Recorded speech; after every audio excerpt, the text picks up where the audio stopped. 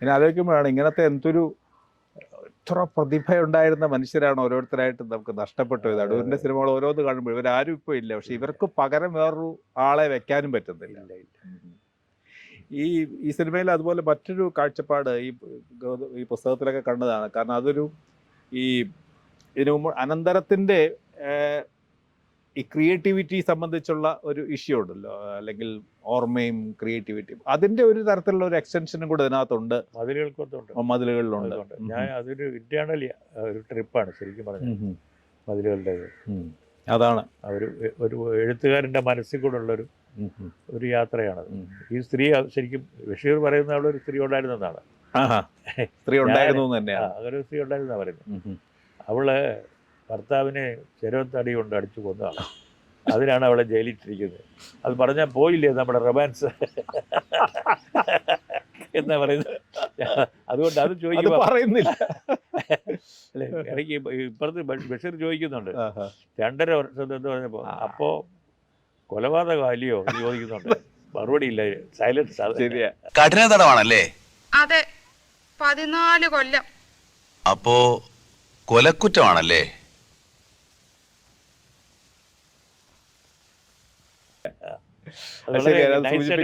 അതെ അതെ. അപ്പൊ അത് പക്ഷേ വാസ്തവത്തിൽ അതിലൊരു ഒരു മിസ്റ്റേക്ക് വർദ്ധിപ്പിക്കുക ചെയ്യുന്നത്. അപ്പുറത്തേക്ക് അതിമനോഹരമായ ശബ്ദം ചെയ്തിരിക്കുന്നത്. എൻ്റെ ഒരു കോൺട്രിബ്യൂഷൻ അതിനകത്തുള്ളത്, ഇത് ബഷീറിന്റെ ഇമാജിനേഷൻ ആകാം, അതെ, അവിടെ ഒരാൾ ഉണ്ടായിരുന്നതും ആകാം. അതിനകത്ത് ഒരു ഇക്വിവലൻസ് ഉണ്ട്. അതെ, കാരണം ഇദ്ദേഹം തനിയെ കഴിയാണ്, എല്ലാവരും പോയിട്ട് തനിയേ ഉള്ളൂ. അപ്പൊ കൂട്ടിന് വേണ്ടി ഒരു സ്ത്രീയെ പുള്ളി സൃഷ്ടിച്ചതാണ്. അതെ, പുള്ളി അണ്ണാനോടും അതെ, പൂക്കളോടും ഒക്കെ സംസാരിക്കുന്നെങ്കിൽ ഒരു സ്ത്രീയെ ഉണ്ടാക്കാൻ വിഷമം എന്നുള്ള കാര്യമല്ല. അതെ.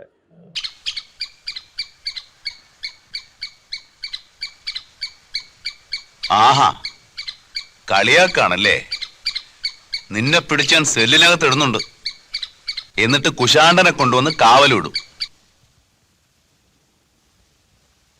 ഒരു കമ്പനി. അതെ അതെ, മനസ്സിൽ തോന്നിയ ഒരു ആഗ്രഹമായിരിക്കാം. അതെ. അങ്ങനെ പിന്നെ പല സംഗതികളും അതുപോലെ കൊണ്ടുവന്നിട്ടുണ്ട്. സൂഫിസം ഉദാഹരണം പറഞ്ഞു.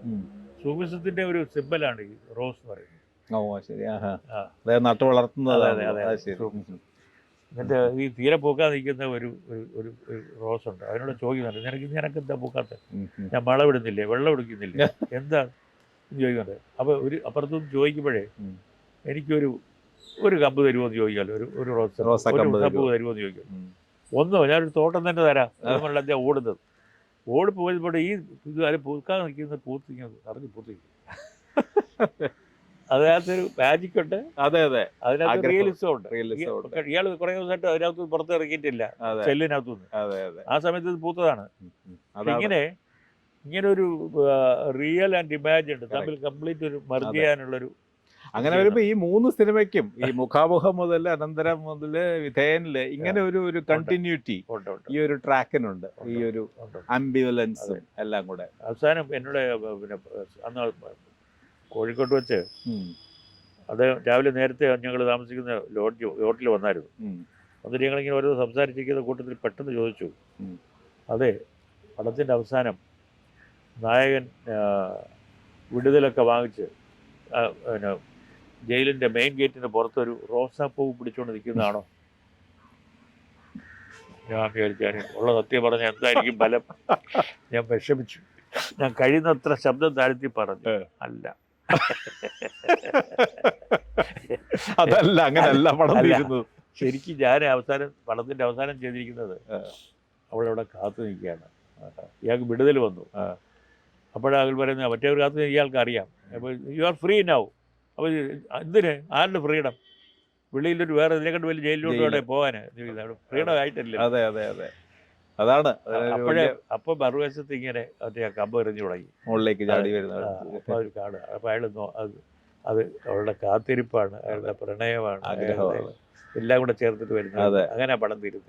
അതിങ്ങനെ കുറെ അതാണ് അവസാനിക്കുന്നത്. അതാണ് എൻ്റെ അതൊരു വലിയ ഇമ്പാക്ട്ഫുൾ എൻഡിങ്ങുമാണത്. ആ രീതിയിൽ നോക്കുമ്പോൾ ഈ ശരിയാണോ തെറ്റാണോ അത് ചാടി താഴെ പോകുമ്പോഴേക്കും അത് കാണുന്നില്ല, പിന്നെ അത് വരുന്നു. ഈ അതിൻ്റെ ആ സിനിമയുടെ വേറെ രസകരമായിട്ടുള്ളൊരു സംഗതി, അടൂർ അതിൻ്റെ പ്രൊഡ്യൂസറുമായി. പിന്നെ അതിൻ്റെ പ്രൊഡ്യൂസറായിട്ട് കാരണം ഈ ദൂരദർശന് വേണ്ടിയാണ്. ഞാൻ അതിന്റെ പ്രൊഡ്യൂസറായി. ദൂരദർശൻ സ്പോൺസർ ചെയ്യുന്നു. ദൂരദർശനാണ് എൻ്റെ ഫൈനാൻസ്. ദൂരദർശൻ പ്രസൻസ് എന്ന് പറഞ്ഞാൽ അതെ. കൊടുക്കുന്നത്. ഇത് പൂജപ്പുര ജയിലിലും ഹരിപ്പാടും ഒക്കെയാണ് ഷൂട്ട് അതെ അല്ലേ? അതെ. Harippad police station, police station. പഴയ പോലീസ് സ്റ്റേഷൻ ഉണ്ടായിരുന്നു. അതെ അതെ, റോഡ് സൈഡിൽ. പിന്നെ പൂജപ്പുരയാണ്.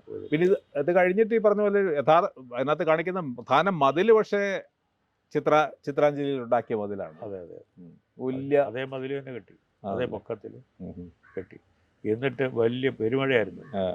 ഒരു മതിലിന്റെ ഒരു ഭാഗം കിടിഞ്ഞു വിടും ഷൂട്ടിങ്ങിന്റെ തലേദിവസം. പക്ഷെ അതോടുകൂടി അതിനൊരു പഴമ കിട്ടി, വെള്ളമൊക്കെ ഒലിച്ച് അല്ലേ, ഒരു പഴയ പോലെ ചെയ്തതാ അത്. ആണല്ലേ?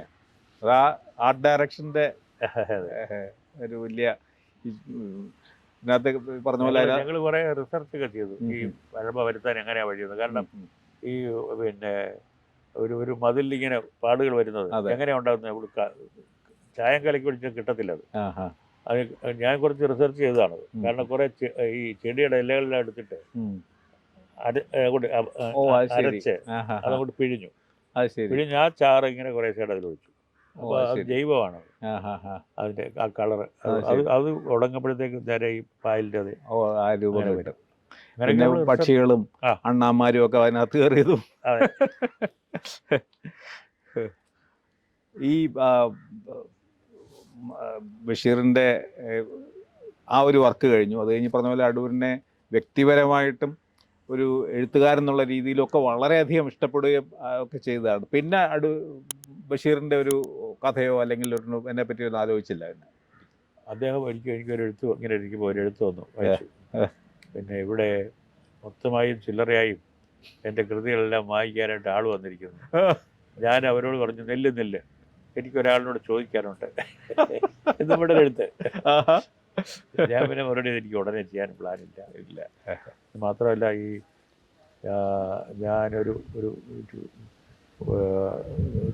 താങ്കളുടെ ഇതുപോലുള്ളൊരു സാഹിത്യകൃതി എടുത്ത് ചെയ്യുമ്പോൾ അതിനെക്കാട്ടി താഴെ പോകാൻ പാടില്ല എന്നുള്ളതുകൊണ്ട് ഞാൻ ഉടനെ അറ്റൻഡ് ചെയ്തില്ല. ലോകം മുഴുവൻ അത് അംഗീകരിക്കപ്പെടുകയും ചെയ്തു. വളരെ ഒരു ലോക്കലായിട്ടുള്ള ഒരു കഥ, ഒരേ സമയത്ത് യൂണിവേഴ്സലുമായിട്ടുള്ള കഥ. എന്നോട് ബഷീർ എന്നോട് നമ്മൾ റൈറ്റ്സ് ഒക്കെ വാങ്ങിച്ചിട്ട് ചെന്നപ്പോഴേ അകത്ത് പോയി കുറച്ച് പൈസ എടുത്തിട്ടുണ്ട്. എനിക്ക് 10 രൂപ, 5 രൂപ ഭാര്യയ്ക്ക്, ശരി, 2 രൂപ മോക്ക്, എല്ലാവർക്കും ഗിഫ്റ്റ് സമ്മാനം. എന്നിട്ട് പറഞ്ഞു, ഗോപാലകൃഷ്ണൻ ഈ പടത്തില് ധാരാളം അവാർഡുകൾ കിട്ടും, പണവും ഉണ്ടാവും, സത്യവരം. അത് ശരി. ഏറ്റവും കൂടുതൽ അവാർഡുകൾ, ഇന്റർനാഷണൽ അവാർഡ് കിട്ടിയിരിക്കുന്ന ആ പടത്തിനാണ്. അതെ, എത്ര കറക്റ്റ് ആയിരുന്നു അറിയാമോ? ആ പടവും കേരളത്തിൽ നന്നായിട്ട് ഓടി, നല്ലോണം ഓടി.